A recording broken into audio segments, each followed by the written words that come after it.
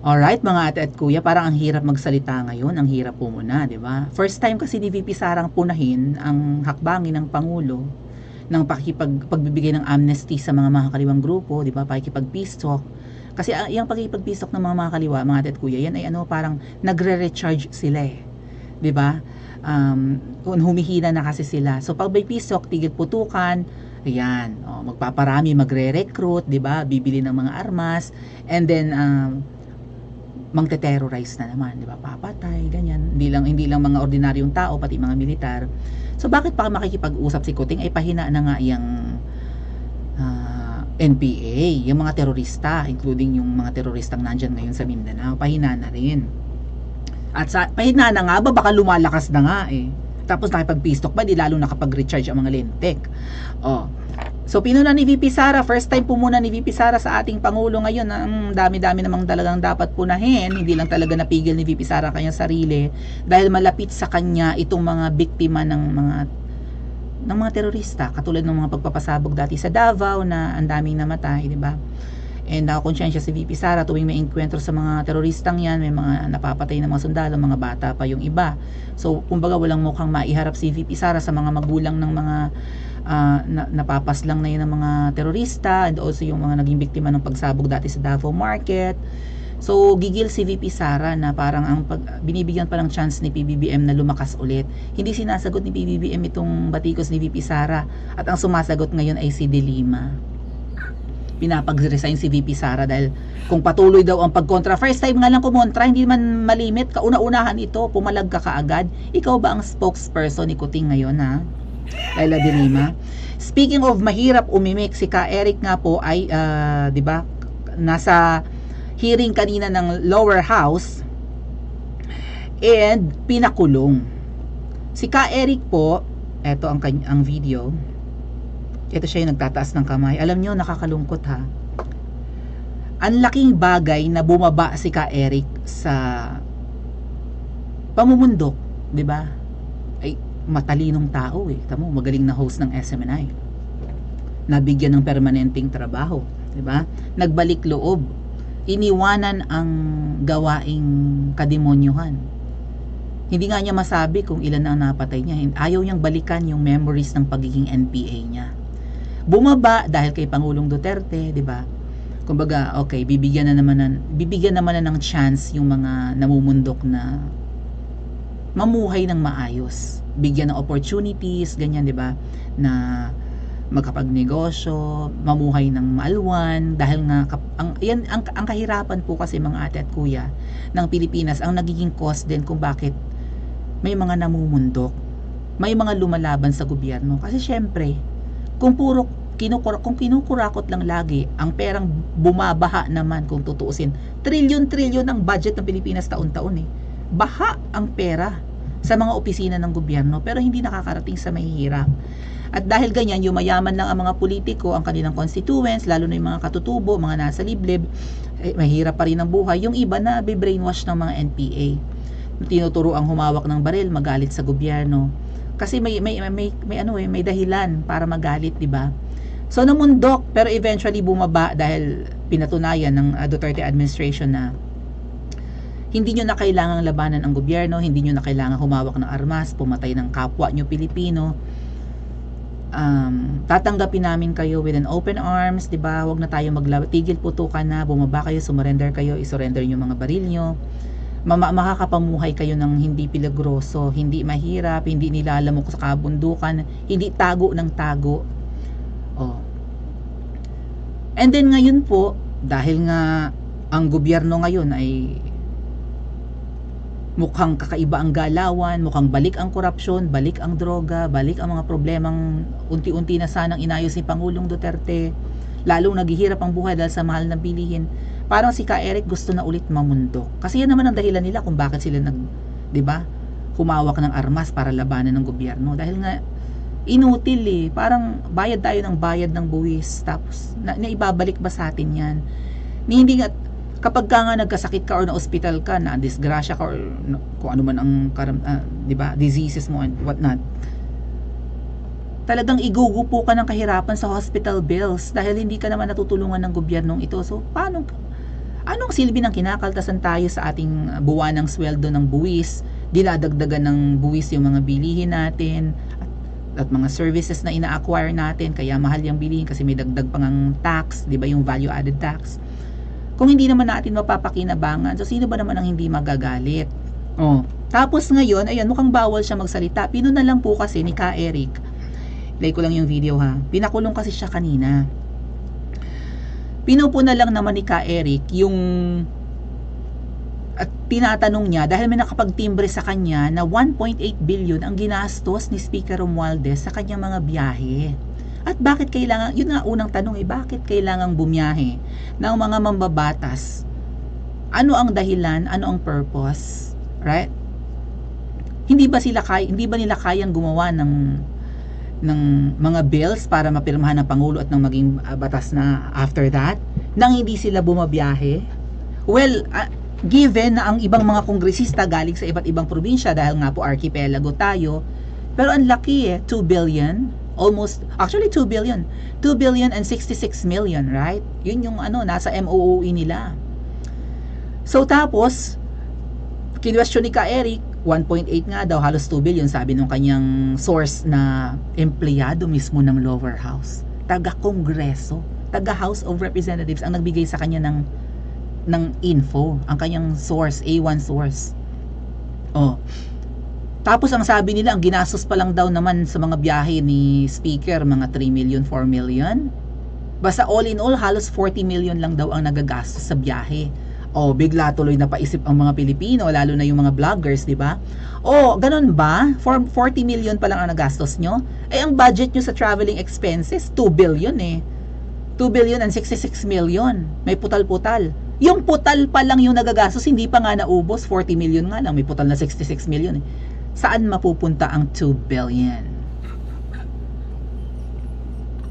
So sabi ni Ka Eric, tama pala ako na 1.8 billion talaga ang budget nyo. Tapos pinipiga ng mga mambabatas nung pinatawag ng SMNI kanina sa legislative franchise hearing, ayaw niyang ibigay ang pangalan ng kanyang informant na taga lower house. Syempre, kailangan niyang protektahan, nagtiwala sa kanya yung tao eh. And also mga ate at kuya ha, kahit naman hindi magbigay ng info yung taga lower house kay Ka Eric ng palihim, makikita naman sa official gazette kung magkano ang budget ng lower house sa biyahe para sa traveling expenses nga. 2 billion. And then mismo sila umamin nung unang hearing nila, nung Monday yata, na ang nagagastos pa lang nila 40 million, tapos nakita dun sa official gazette, pinost nga ni, maybe I could find it for you mga ate at kuya. Hold on. Dali ha.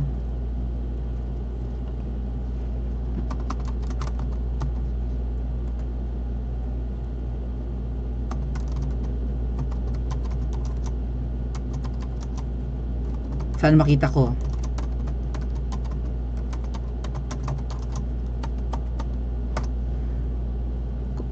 Hold on. Kasi shinare yun ni Sas eh. At pinakita ko rin yan sa vlog natin. Magkano kaya ang magiging traveling expenses din ngayon ng oh my God, ang laki. Ang next year's budget natin mga ate at kuya, halos 6 trillion pala. Eto ayan. Sa website mismo ng Congress. 5.76 or halos 5.8. So kung i-round up mo talaga yan, halos 6 trillion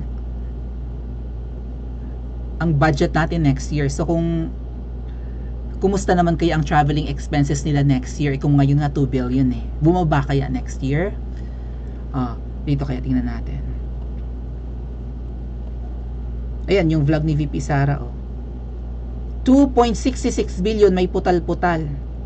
Traveling expenses. Umamin sila, yan yung video. Ano ba?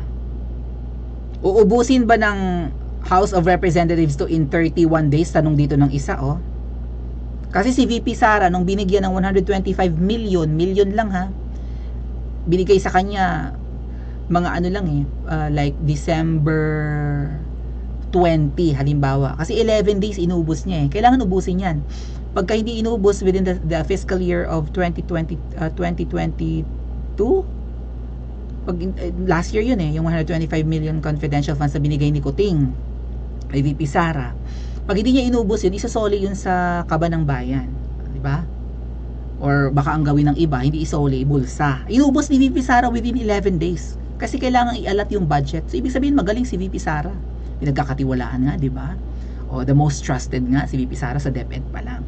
So, yung natira pala sa traveling expenses ngayong taon ng House of Representatives ay 2.027 billion. Kapag sinabtract natin yung 39 million nila doon sa 2.066 billion, kaya ba nilang ubusin sa isang buwan ang 2.027 billion? Paano? Cash gifts? Pamasko sa kanilang mga staff? Kanila na lang? Divide na lang nila lahat? Paano nila uubusin yan? Eh, nagagastos pa lang nila 39 or 40 million pa lang sa pagbabiyahe.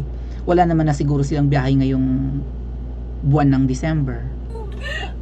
December 6 na ngayon, so kaya ba nilang ubusin ng 25 days ang natitirang 2.027 billion? 2 billion and 27 million yan mga ate at kuya. Kaya ba nilang ubusin yan? Sa natitirang araw ng December? Saan mapupunta yan? Hindi naman nila binabalik. Certification na lang, na kunwari naubos na. Aba, ay nasa ng resibo. Kine-question kasi ang resibo, wala silang may bigay. And ganyan si Ka Eric, ayaw i-reveal, ayan nga po Committee on Legislative Franchises cites in contempt or pinakulong si Ka Eric na host ng SMNI after refusing to answer a query about his source on the alleged 1.8 billion travel funds, blah blah blah. Celis later admitted that the claims was erroneous. He will be detained at the House of Representatives until the House plenary approved the committee resolution. Binisita si Ka Eric ng kanyang mga kaibigan, si Dr. Lorraine Badoy, bumisita sa kanya doon. Yan, nakangiti. Ito yung update po mga tet kuya. Kasama ang isang abogado, ito siguro naka-Amerikana. Illegally detained by Congress. Illegal ang pagkakakulong kay Ka Eric kanina sa lower house. Bakit ang ginagawa ng mga mambabatas ngayon illegal? Ito nga yung Sotolo mga ate at kuya. Ano yung Soto Law? Siguro si Tito Sen ang naggumawa nito. The Soto Law protects excuse me, journalist. Si Ka Eric ay journalist, di ba? Host ng TV and radio ng SMNI, from being compelled to name their news sources. Hindi pwedeng pigain ang mga journalist kung sino ang kanilang source. Protektado si Ka Eric Celis ng Republic Act number 53, which means the Soto Law. Protektado ng batas, tapos pinakontempt. Anong klaseng bambabatas meron tayo? May batas. Sila ang gumagawa ng law. Legislators nga kung tawagin, lawmakers. Tapos hindi nila naiintindihan ng batas. Protektado ang mga journalist ng Pilipinas ng Soto Law. Hindi si Tito Sento, 1946 pa pala. Yung Soto Law. Ayun, nakalagay doon, di ba? Hindi pala kay Tito Sen. Sino kaya ang nito? Author. Baka yung Vicente Soto noon. 1946 pa eh. Hindi pa nakaupo si President Marcos. May Soto Law na. Tama po ba? 1946, ayun, nasa dulo yung naka-highlight ng blue. So, bakit hindi naiintindihan ng mga mambabatas natin na merong batas na nagpoprotekta sa mga journo, sa mga journalist, na hindi sila dapat pigain at dapat protektahan sila, no? Hindi sila dapat pilitin na pangalanan ang kanilang source. Kasi ang mga journal, maraming sources yan, maraming connections, maraming magtitimbre. Look at what's happening with Miss Maharlika, ang daing puting ahas. Same with the journal. 'Di ba? May contact ang mga mga anchor na yan, mga journalists, lahat na. May contact ang press people sa showbiz, right? Either artista, director, producer, may contact sila. Alam mo itong artistang ito naghiwalay, maliit kasi ang houten ni artistang lalaki. Yung si artistang babae kasi maliit ang dibdib, ipinagpalit siya sa malaki ang brilyantes. May sources din ang mga members of the press na mga politiko, empleyado ng politiko. Yung boss ko, kurakot ito. Grabe kumamkam. Maraming sources ang press. Maraming sources ang mga journalist. At dahil dyan, na-disconnect. Bilisan mo. Ako, na-disconnect tayo. Okay na ba? Okay na. Okay na. O, ayan, ginugurgur na naman ang channel natin. O yan. Maraming contacts, maraming sources, maraming magtitimbre sa mga journalist. Kay Miss Marley ka nga na vlogger lang, dami nang kumukontak. Diba? Syempre yung iba nagtitiwala din sa mga press people, pero ngayon hindi nakatiwa-tiwala ang mainstream, diba? But still, they are protected by Soto Law. Bakit illegal nilang ikinulong si Ka Eric? Tama ba ang ginagawa ng mga mambabatas natin? Or nagpa-power trip sila? Kasi sabi dito, Congress per contempt power. Yan, power trip. May kakayahan kasi silang ipakulong ang kanilang mga iniimbita kung naaangasan sila, hindi nila gusto ang behavior, ang pagsasagot. At kung ano mang dahilan, karapatan nilang magpakulong . Pero tama ba ang ginagawa nila? Paki-comment sa comment section and mag-like and subscribe din po kayo.